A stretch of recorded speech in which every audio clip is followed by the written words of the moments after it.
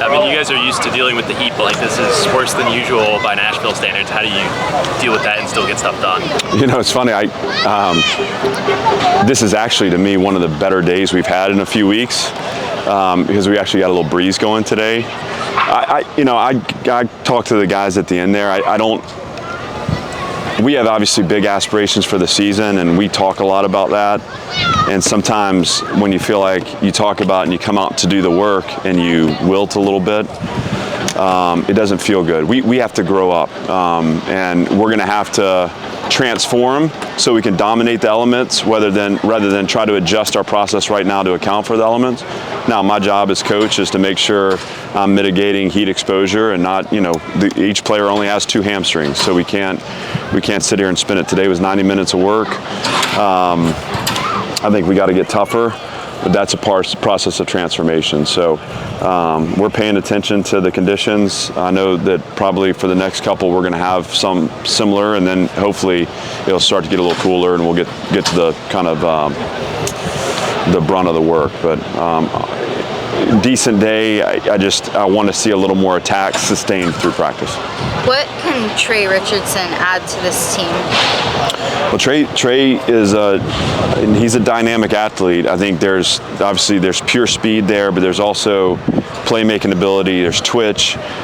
He's a natural catcher. So one thing I've been impressed with through the summer with Trey is that when the ball's in his catch radius, he comes down with it. And so there's always room for that kind of player. It's another weapon for Diego. And with what we do offensively, obviously, with a guy with that skill set, there are a lot of ways he can have impact. Can we get an update on statuses for Mark Davis and Simeon Boulware? I know is long term, but just Sim's long term. Kivo Wesley is going to be long term. So that for Kivo was an injury this summer that I don't know that he's going to make it back in time to compete this season. We'll go through a process with him to see where that nets out for him. With Mark, he had a knee scope right at the end of summer that was meant to kind of clean up some things that were creating some swelling in his knee. My expectation right now, give me some grace here, that he'll be prepared to play against Charleston Southern. I know I want that for him. I know our team wants that for him. Obviously, that guy's been through a lot. He had a great winter, great summer, great spring. So he'll pick right back up where the progress line was for him, but he needs some time here to just get that knee healthy. Is that enough to affect where you play Martell, like during camp? Not right now. We played him today on defense. He spent the summer focused on offense. So this is going to be the first few days here, getting him back defensively. That has nothing to do with Mark. That's just about making sure he's balanced. We'll also have him in times where it's a special teams meeting, and as we go in times where special teams periods of practice, he'll be working with whatever side of the ball he's not practicing on. I would expect by the time we're at Sunday that he's going to be with the offense. So, we're gonna move him back and forth. At that point, he'll start off on defense just because he's getting back reacclimated. What does the defensive work and implementation look like with Steve Gregory as the defensive coordinator this season as opposed to last season, just throughout fall camp as you get going? In terms of the installation and all that? Yeah, are there any differences as opposed to your role as the DC last year? Yeah, I get a chance to pull back a little bit and to coach the team and to make sure that we're all aligned. But I'm going to be in every defensive staff meeting, and I'm going to be a part of every defensive unit meeting. And I have some land I'm farming within kind of our defensive process that will keep me teaching. That's really important to me. So last night I was with the guys, and as far as our process too, how we script, how we card review, the things we do to prepare for practice and execute practice, that won't change either. And I'm going to be closely involved in how we evolve it forward. And that happens very naturally because Steve and I have that level of connection. So I've certainly, I'm not going to be involved in calling the play. And even as we go, Steve has taken over the process of how we're installing the package. But all of that's been collaborative up to this point, and so there's nothing there that's going to be new or something that I wasn't aware of or didn't have a hand in kind of shaping. Clark, how would you describe Diego's first day of practice?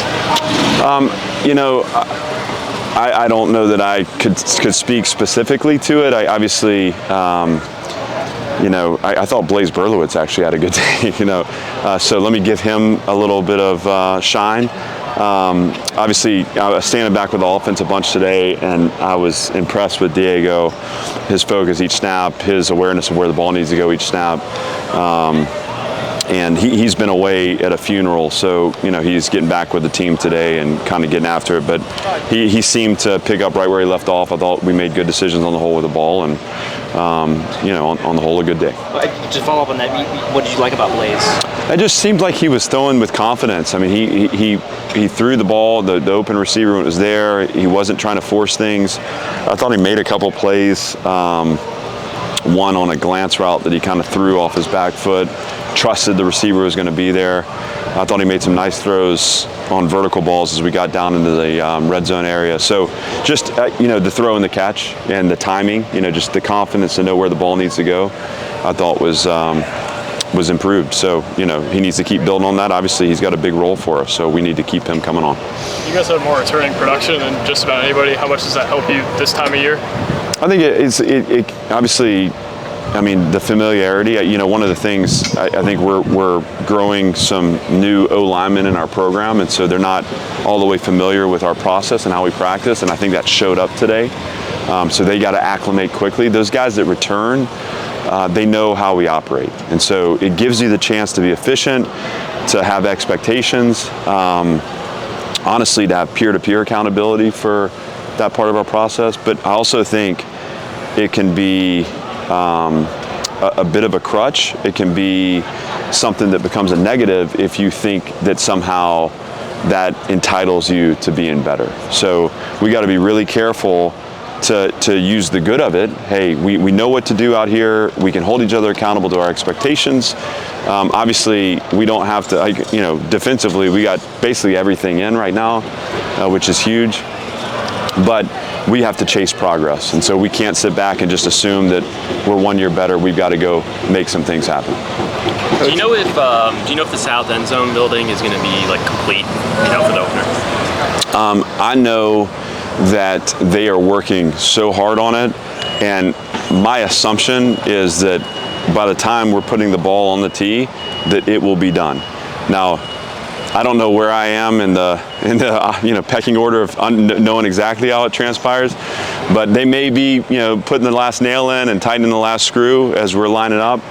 My expectation is it's going to be done. I know they're working really hard to get it done. I thought you were out there directing the work. They don't want that. I can assure you. Coach, how much limiting of key players, especially offensively, guys, you know, you mentioned the defensive system being in, the offensive system is in as well. Is there any more limiting of offensive players in fall camp just to kind of build up rest before the season? We'll do that. I mean, obviously, right now this is about building capacity. So I think the focus we have at this point is in pushing, you know, and that means everyone over there. Because for as good as Eli Stowers is, or as good as Diego is, or as good as Cole Spence is, or you name it, Junior Sherrill, those guys have to build a capacity, because you can't have fun playing unless you can attack the field. And you know, when you're getting dragged through because you're not in the right condition, you're not going to be able to play to your level of ability. So we'll build capacity early. That'll be a push. I need to be smart with how and when I pull back and allow for our team to be fresh. We've got a 6-game stretch to start the season that starts with Charleston Southern that, you know, will culminate after a trip to Tuscaloosa with a bye week. And we need to be at our best in each one of those 6 contests. So there's thought process put into how we spread load throughout camp. And again, it was a 90-minute practice today. I think last year we started with 100. You know, we are looking at the tightest of margins here to try to train this team in an effective way to get us whole and ready to pounce. And so we'll take the individual case by case. Right now, what I want to see them do is build capacity through the training. Is there a need for Junior Sherrill to take a step forward at all? He is taking a step forward, and I've been really impressed with his leadership, his presence in that room. That receiver room is one that I think took some major strides a year ago. in terms of their attack and their mentality. When you look at the difference between how we played in 23 and how we played in 24 as a team, I think a lot of that was representative in how our receivers played in big moments with big catches, but also blocking on the perimeter. In fact, I showed the team yesterday a cut-up of some examples of our past, how we blocked on the perimeter versus how it looked a year ago. And the point was that, you know, a receiver comes here to catch the ball. Well, there's one ball, but there's a way for me to impact every play that I'm in the game. And that means I understand every part of my role, and blocking on the perimeter is a part of the edge we want to have as a team.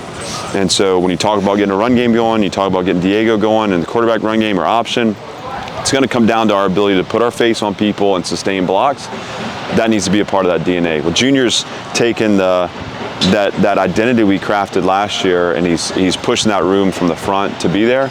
He's also in great physical condition, and I expect him to have a breakout year, build on his year from a season ago, and make some big plays for us. Second year under strength and conditioning coach Robert Steiner. What has another offseason under him meant for the progression of this team on terms of athleticism, body composition, those sorts of things?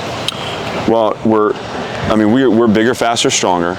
You look at a guy like Mason Carter, who I think now is 245 pounds. You know, he came in at 213 pounds, I think. And that I could take that physical. But I mean, we have AB came in at 306. He's 320 now. Jalen Stone came in at 280. He's 306 now. So, and that's a team effort. You know, I think there's a nutrition component to that where we're doing a great job in that area of assigning needs and really addressing the needs of each player. But obviously, I give a ton of credit to Coach Steiner and his staff. And again, you know, I thought last year we were a more physical team because of his efforts. This year, we're going to take that a little further. And it shows up in our numbers, our measurables. Now it's the coach's turn to take all the work that Steiner and his staff put in and shape it into really great football.